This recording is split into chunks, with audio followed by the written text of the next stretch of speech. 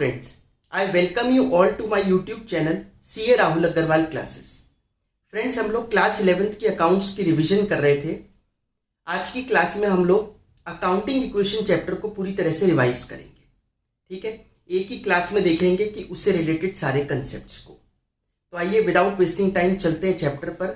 Please video को like और channel को सब्सक्राइब अपने फ्रेंड्स के साथ शेयर जरूर कर दीजिएगा। देखिए, अकाउंटिंग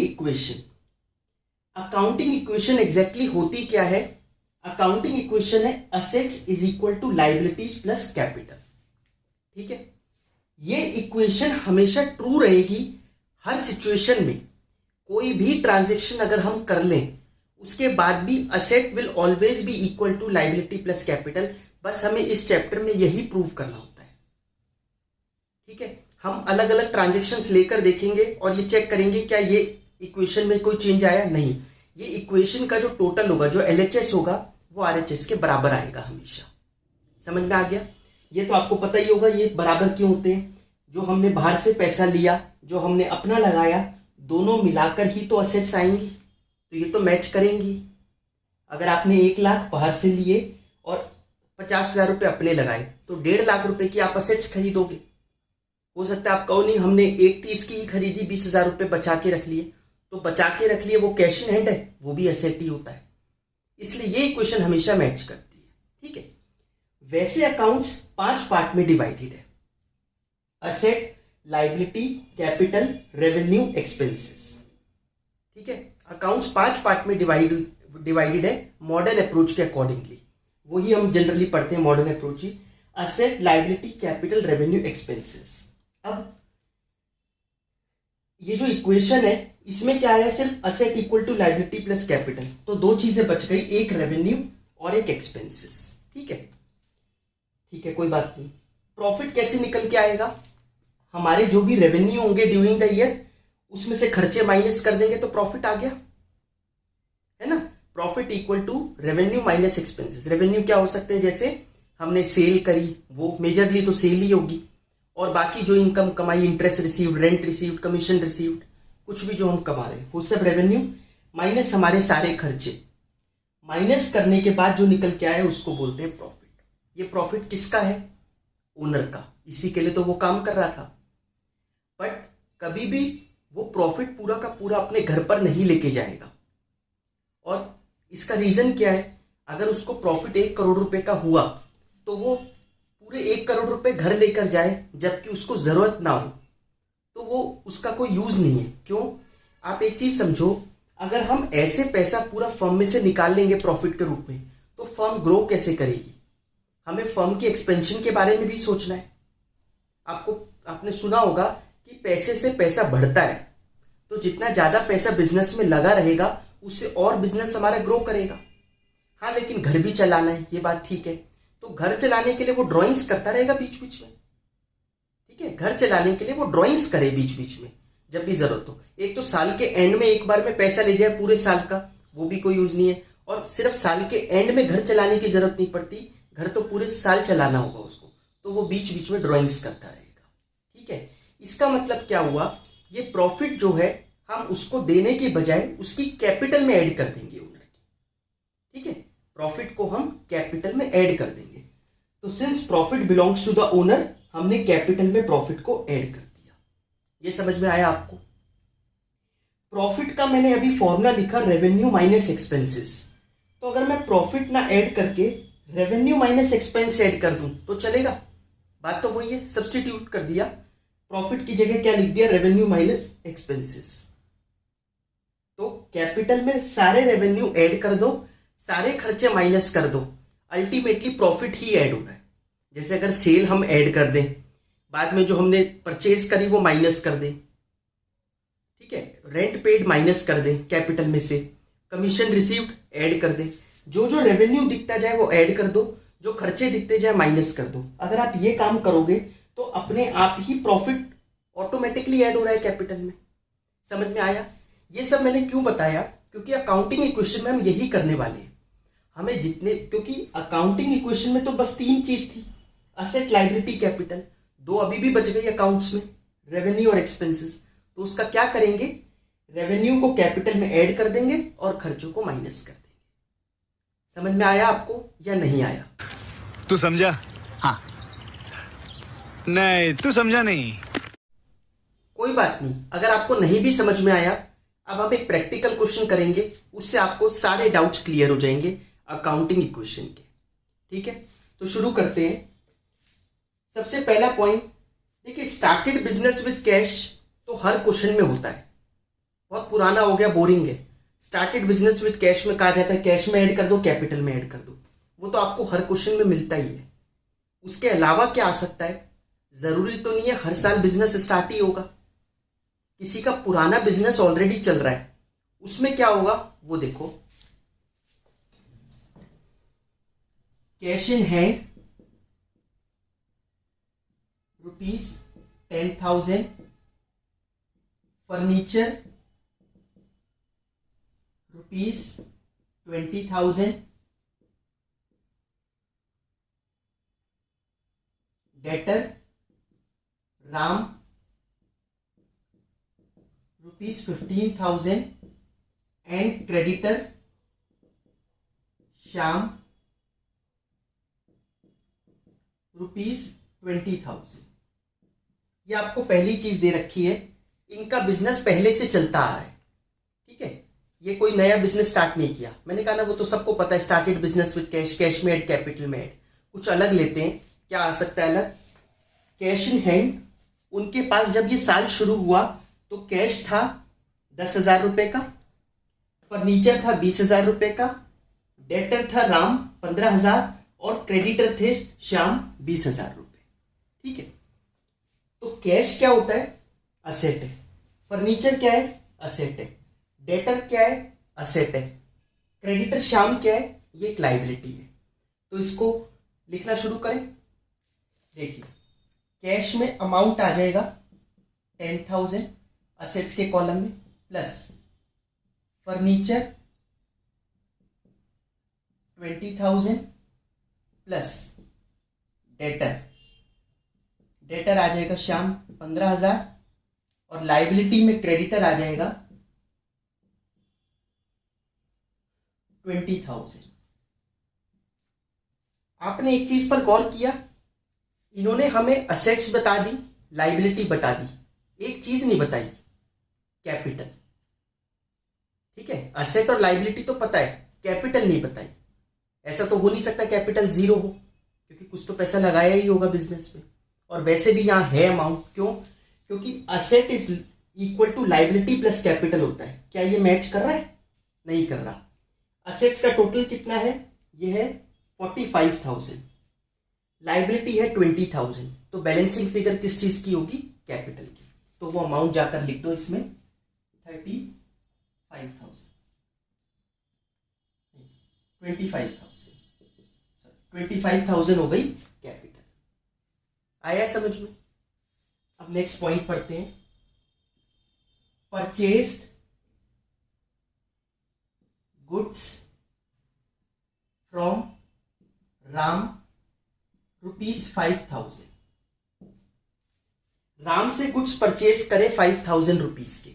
देखिए क्या कंसेप्ट होता है, जब भी कोई खरीद रहे हो, हम बेच रहे हो, आपको यह ना बता रखा हो कि कैश में खरीदा या बेचा, मतलब कैश में है या क्रेडिट में। अगर ये क्वेश्चन साइलेंट है तो हम क्या करेंगे?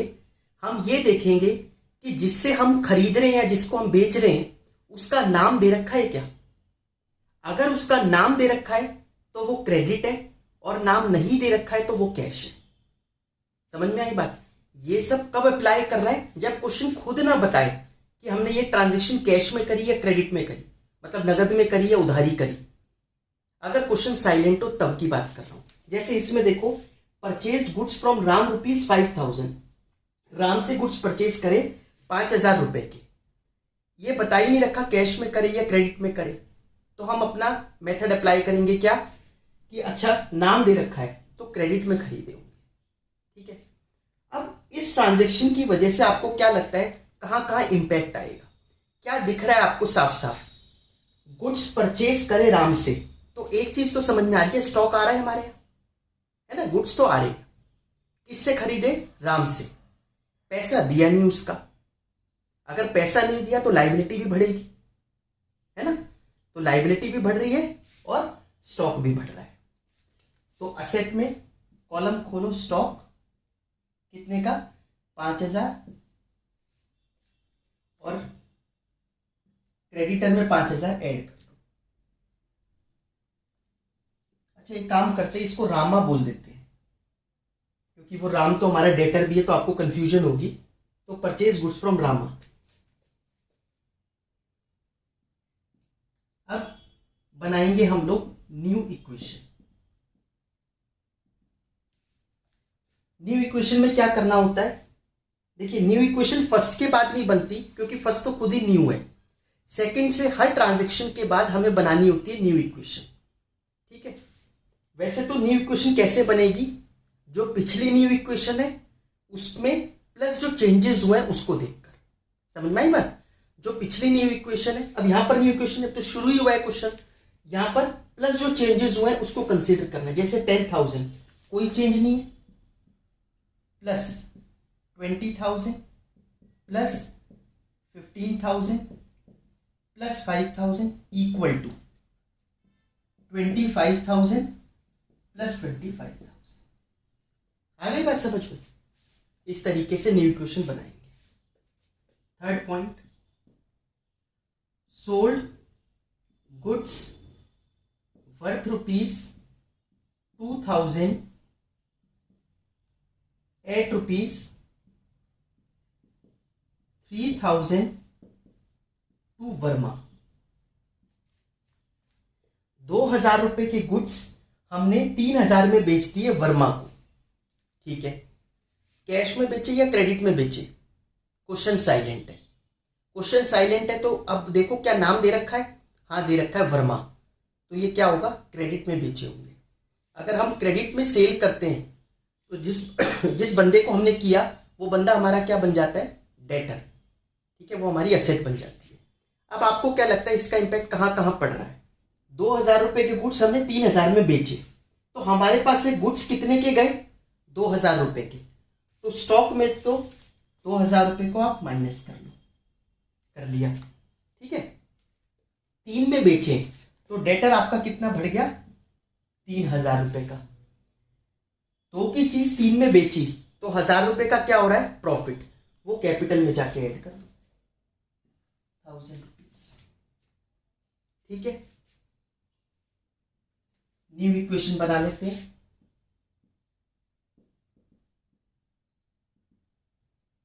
$10,000 plus 20,000 plus 18,000 plus 3,000 equal to 25,000। देखिए हमने क्या किया, पिछली जो न्यू इक्वेशन थी और जो चेंजेस हुए हैं, अब शुरू से मत देखना, सिर्फ जो पिछली न्यू इक्वेशन है 18 प्लस 3 इक्वल टू 25,000 प्लस 26,000। आई बात समझ में। आप चाहो तो बीच बीच में आप अपना चेक कर लेना कि asset equal to liability plus capital, जब आप प्रैक्टिस कर रहे हो, कि अगर नहीं मैच कर रहा होगा इसका मतलब आपने कहीं ना कहीं मिस्टेक कर दी है, ठीक है। नेक्स्ट पॉइंट, पेड रेंट ₹2,500, 2,500 का रेंट पे किया। देखिए एक चीज तो साफ साफ दिखाई दे रही है, पे करा तो पैसा गया, तो कैश में से तो कम होगा ही होगा, पैसा जा रहा है आपका। रेंट पे किया है, रेंट का नेचर क्या है, रेंट क्या है हमारा, एक एक्सपेंस के लिए मैंने क्या बताया था कि कैपिटल में से माइनस होते हैं, सारे रेवेन्यू कैपिटल में ऐड होते हैं और सारे एक्सपेंसेस कैपिटल में से माइनस होते हैं, बताया था आपको। वही चीज करो, तो रेंट पे किया 2,500 रुपए कैश में से माइनस और 2,500 रुपए कैपिटल में से माइनस।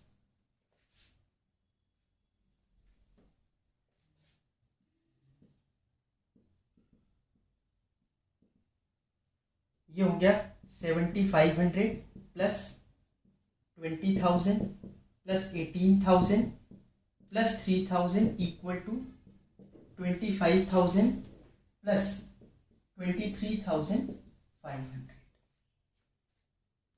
आई बात समझ में इतनी? नेक्स्ट पॉइंट देखिए, डेप्रिसिएशन ऑन फर्नीचर ₹2000। डेप्रिसिएशन क्या होता है? डेप्रिसिएशन का मतलब होता है fall in the value of asset due to its use and passage of time. Depreciation का मतलब है असेट की वैल्यू में गिरावट आना। तो फर्नीचर हमारा डेप्रिशिएट कर रहा है, फर्नीचर डेप्रिशिएट कर रहा है तो फर्नीचर की वैल्यू गिरेगी। एक तो फर्नीचर में से कम दिख रहा है, और बाकी आपको क्या लगता है पांचों चीजों में से, असेट, लायबिलिटी, कैपिटल, रेवेन्यू या एक्सपेंस, क्या ये हमारा नुकसान नहीं हुआ डेप्रिशिएट होकर? डेप्रिसिएशन का नेचर आपको क्या लग रहा है पांचों में से? ये एक तरीके का एक्सपेंस है, मतलब एक्सपेंस में लॉसेस भी इंक्लूड है, ठीक है, जो हमारे लॉस हो रहे हैं वो भी तो एक्सपेंस ही है। तो 2000 रुपए का जो हमारी असेट डेप्रिशिएट हुई, इससे हमारे खर्चे बढ़ गए, नुकसान हुआ। खर्चे कहाँ जाते हैं? कैपिटल में माइनस होते हैं। तो ठीक है, एक तो फर्नीचर में से माइनस कर लो और एक कैपिटल में से माइनस कर लो 2000 रुपए, ठीक है। न्यू इक्वेशन बना लेते हैं।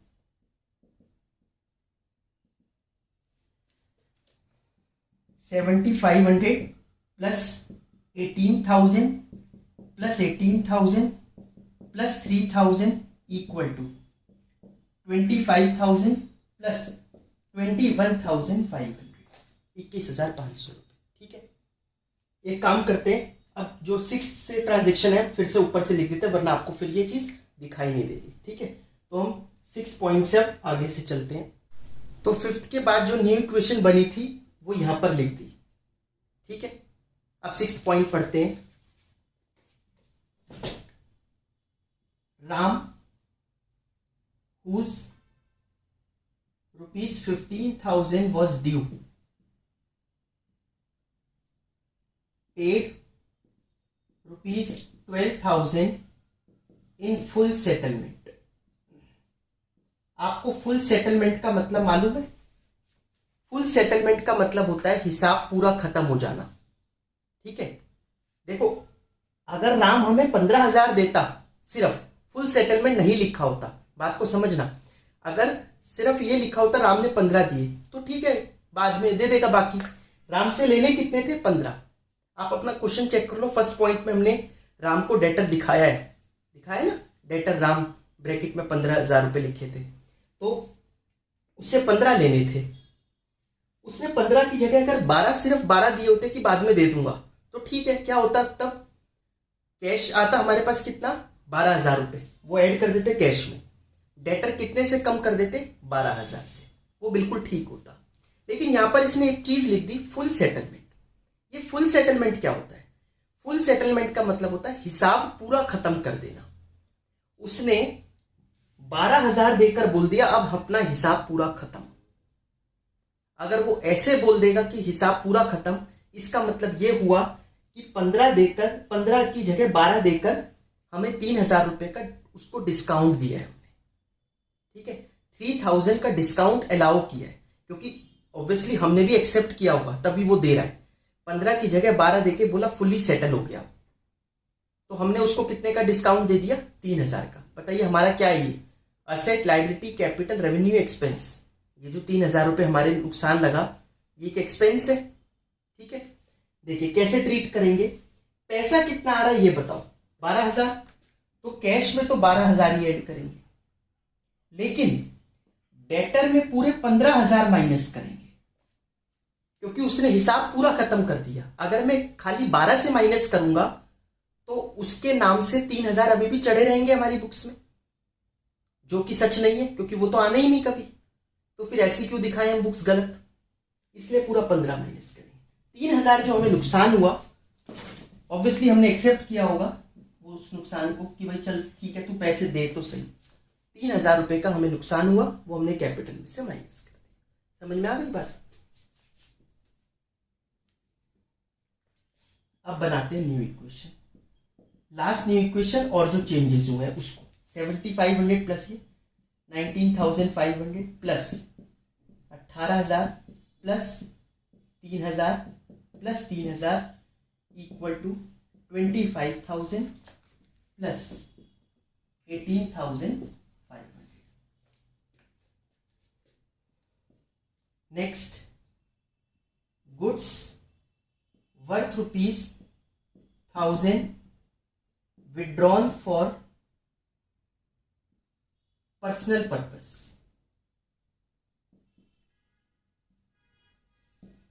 Goods worth ₹1,000 withdrawal for personal purpose. Personal purpose के लिए गुड्स विड्रॉ कर लिए ओनर ने, मतलब ड्राइंग्स कर ली. ड्राइंग्स क्या होता है? देखा जाए तो ड्राइंग्स कैपिटल का ऑपोजिट है. कैपिटल में वो पैसे लेके आता है, ड्राइंग्स में वो पैसा निकालता है अपने घर के लिए. तो क्या करना चाहिए? ड्राइंग्स को कैपिटल में से माइनस करना चाहिए. जब लाता है तो कैपिटल प्लस होती है, लेके जा रहा है तो कैपिटल माइनस होगी. लेकिन क्या लेके जा रहा है? गुड्स लेके जा रहा है, तो गुड्स में से भी माइनस कर दो. ठीक है, तो गुड्स मतलब स्टॉक में कम होगा ₹1,000, और क्योंकि ये ड्राइंग्स है तो कैपिटल में से minus ₹1,000. New equation 19,500 plus 18,000 plus 3,000 plus 2,000 equal to 25,000 plus 17,500. Next, prepaid rent या रेंट अभी ले लिया था, तो प्रीपेड सैलरी ₹1,000. देखिए, मैं आप लोगों को एक चीज बोल रहा हूं, एक्सपेंस के दो स्पेशल वाले nature, outstanding expenses, prepaid expenses. Income के दो स्पेशल वाले, आउटस्टैंडिंग इनकम, उसको अक्रूड इनकम भी बोलते हैं, और इनकम रिसीव्ड इन एडवांस. बहुत ज़्यादा इंपॉर्टेंट है, बहुत ज़्यादा इंपॉर्टेंट है. कभी भी अकाउंटिंग इक्वेशन का कहीं पे भी क्वेश्चन आता है तो उन चारों में से किसी किसी के तो 3-4 भी आ जाते हैं, वरना 1 या 2 तो एटलीस्ट आएंगे ही आएंगे वो वाले पॉइंट्स. ठीक है, मैंने उसकी अलग से क्लास बना रखी है, ढंग से उसको डिटेल में समझा रखा है, उसका क्या ट्रीटमेंट होगा अकाउंटिंग इक्वेशन में. प्लीज़ जाकर, ज़्यादा देर की क्लास नहीं है, मेरे ख्याल से 10-15 मिनट की क्लास होगी, उसको जाकर देख लेना, आपका कंसेप्ट क्लियर हो जाएगा, क्योंकि वो बहुत ज़रूरी है. उन चारों का नेचर बहुत ज़रूरी है, वो चारों वाली सिचुएशन आपको आनी चाहिए. उनमें से एक मैंने यहाँ भी ले ली, समझा रहा हूँ उसको, लेकिन बाकी 3 भी आने चाहिए. उन चारों में से एक आ सकता है पेपर में. ठीक है, बहुत ज़्यादा चांस है आने के. प्रीपेड सैलरी ₹1,000, हमने सैलरी प्रीपे कर दी. प्रीपेड मतलब होता है अगले साल का खर्चा अभी से दे दिया. इसको बोलते हैं paid but not due. Payment कर दी लेकिन ड्यू नहीं हुआ था. क्यों दिया?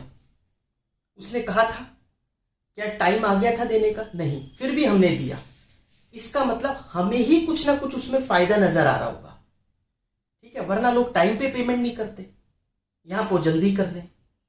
इसका मतलब हम सामने वाले को बाउंड कर रहे हैं. अब सैलरी दी तो सैलरी दे दी, इसका मतलब क्या है कि भाई अब तुम्हें हमारे यहाँ ही काम करना है. एक तो ये फायदा, क्योंकि उसने एक्सेप्ट कर ली. दूसरा, अब वो सैलरी बढ़ाने के लिए भी नहीं बोल सकता, क्योंकि वो तो सैलरी ही एक्सेप्ट कर चुका. कहेंगे वो बाद में बात करना, अगले साल की तो आप ले चुके हो, या जबकि भी इन्होंने दी हो सैलरी. तो हमें ही कुछ ना कुछ फायदा नजर आ रहा है, इसलिए हमने दी. ठीक है, तो ये हमारी क्या बन जाएगी? असेट. प्रीपेड सैलरी क्या होती है? असेट होती है. अच्छा, पेमेंट तो कर रहे हैं हम, लेकिन पेमेंट कर रहे हैं तो पैसा तो जा रहा है, लेकिन असेट साइड में कॉलम खुल जाएगा, किस नाम से? प्रीपेड सैलरी के नाम से. ठीक है, प्रीपेड सैलरी के नाम से कॉलम खुल जाएगा. तो ₹1,000 कैश में से माइनस होंगे, और एक अलग से जो प्रीपेड सैलरी हेड बनाया उसमें इसको ऐड कर देंगे. आ गई बात समझ में? बहुत इंपॉर्टेंट है, ये चारों ही बहुत इंपॉर्टेंट है. Outstanding expense, prepaid expense, outstanding income, accrued वो इनकम रिसीव्ड इन एडवांस, उसको जाकर देख जरूर लेना आप लोग. न्यू इक्वेशन, ये हो गया 18,500 प्लस 18,000 प्लस 3,000 प्लस 2,000 प्लस 1,000. पिछली new equation plus changes equal to 25,000 plus 17,500. आई बात समझ में आप लोगों को? पक्का? दो तीन चीजें और इंपॉर्टेंट होती है। अच्छा, इसको अगर हम ग्रैंड टोटल करना चाहें, वैसे लास्ट न्यू इक्वेशन भी छोड़ सकते हैं, कई जगह ऐसे भी अलाउड है, वरना कई लोग करके दिखाते हैं asset equal to liability plus capital. तो असेट का टोटल करें अगर हम, देखिए इसमें कुछ इंपॉर्टेंट पॉइंट्स मेरे को बताने हैं, एक बार पहले इसका टोटल कर लेते हैं।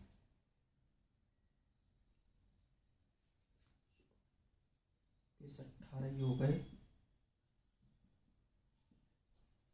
42,500 इक्वल टू 25,000 प्लस 17,500। ठीक है, asset equal to liability plus capital. ठीक है, देखिए और बनाना चाहे कितने भी बन सकते हैं इंपॉर्टेंट पॉइंट्स, लेकिन वो चार जैसे मैंने कहे, ऐसी अगर आ जाए गुड्स डिस्ट्रॉयड बाय फायर, ये पॉइंट आ सकता है, तो डिस्कस कर लेते हैं 2-4 minute. Goods destroyed by fire, क्या करेंगे इसका? अब हमारे गुड्स डिस्ट्रॉय हुए तो स्टॉक कम हो गया, और ये हमारा क्या है? नुकसान। तो कैपिटल में से माइनस, स्टॉक में से माइनस, कैपिटल में से माइनस। ठीक है, ऐसे ही आ सकता है बैड डेट्स। बैड डेट्स आपको पता है, जब डेटर पे करने के कैपेबल ना हो, वो मना कर दे कि मैं आपकी पेमेंट नहीं कर सकता, आई एम सॉरी, तो वो हमारे क्या हो गए? Bad debts. अगर बैड डेट्स आता है कि बैड डेट्स हो गए, जैसे एक 3,000 वाला बंदा बचा था ना, तो वो बैड डेट हो गया, उसने मना कर दिया मैं पैसे नहीं दे पाऊंगा, डेटर में जो 3,000, क्या करेंगे? डेटर ने तो मना कर ही दिया, तो डेटर तो माइनस कर ही लो, और ये हमारा क्या लग गया? नुकसान, तो कैपिटल में से भी माइनस कर लो। समझ में आई बात? इसमें माइनस और कैपिटल में माइनस। एक नेक्स्ट चीज 33 1/3% कई बार लिखा होता है, लोग कंफ्यूज हो जाते हैं। जैसे लिखा है कि गुड्स 1500 रुपए के गुड्स हमने 33 1/3% के प्रॉफिट पर बेचे। अब ये देखने में तो इतना बड़ा लग रहा है, 33 1/3% है, ये 1/3। कहने का मतलब 1500 के गुड्स 1/3 के प्रॉफिट पे बेचे। कैसे? 33 इंटू 3 कितना हुआ? 99 प्लस 1 100, 100 डिवाइड में क्या है? 3, परसेंटेज की 2 0, ये कट गए। तो 1500 के गुड्स अगर मैं 1/3 के प्रॉफिट पे बेचूं, मतलब 500 के प्रॉफिट पे, तो 1500 के गुड्स कितने के प्रॉफिट पे बिके? 500 के, तो 2000 में बिके, मतलब है ना। तो 2000 में बिके, तो कैश में 2000 रुपए ऐड कर दो। ठीक है, कैश में 2000 रुपए ऐड कर दो, स्टॉक कितने का माइनस कर दो? 1500 का, प्रॉफिट हुआ 500 का, कैपिटल में जाके ऐड कर दो। आई बात समझ में? Interest on drawings, interest on capital. Interest on drawings, interest on capital, याद कर लो, कैपिटल में ही प्लस होता है, कैपिटल में ही माइनस होता है। सिर्फ ये दो ऐसी ट्रांजैक्शंस हैं जो कैपिटल में वहीं प्लस करके दिखाओगे वहीं माइनस। देखा जाए आपका होगा कि इसका इंपैक्ट ही नहीं पड़ेगा कुछ, बिल्कुल सही बात है, इंपैक्ट तो नहीं पड़ेगा, बट दिखानी तो पड़ेगी, नहीं दिखाओगे तो लगेगा कि आपको पता ही नहीं था।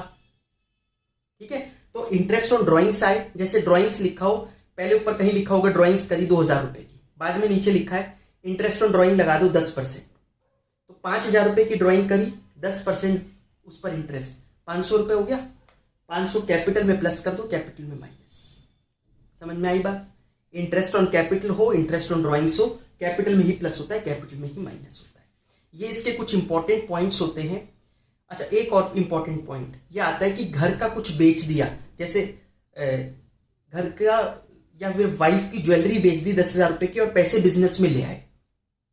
वाइफ की ज्वेलरी बेच के पैसा बिजनेस में लाए अगर हम, तो हमें क्या मतलब कि वाइफ का क्या बेचा या घर का क्या बेचा? हमें ये मतलब है बिजनेस में पैसा आ रहा है, बिजनेस को उसके घर से तो मतलब नहीं है क्या बेच के लाए हो, नहीं, बिजनेस में पैसा आया है, तो बिजनेस में तो कैपिटल हो गई है एक तरीके से। ओनर अगर पैसे लेके आ रहा है, एडिशनल कैपिटल, क्या करेंगे? कैश में ऐड, कैपिटल में ऐड। ठीक है, कैश में ऐड करेंगे, कैपिटल में ऐड करेंगे। तो ये चीज आप ध्यान रखना। अगर आपको फिर भी डिटेल में समझना हो अकाउंटिंग इक्वेशन, तो मैंने इसकी वीडियो बना रखी है 1-2, तो वो आप देख सकते हो। अकाउंटिंग इक्वेशन बिल्कुल डिटेल में जाकर ही पढ़ना हो, नहीं तो एक क्लास में कैसे कर सकते थे वो मैंने आपको कराने की कोशिश करी है। ठीक है, प्लीज वीडियो को लाइक और चैनल को सब्सक्राइब अपने फ्रेंड्स के साथ शेयर जरूर कर दीजिएगा। Thank you so much.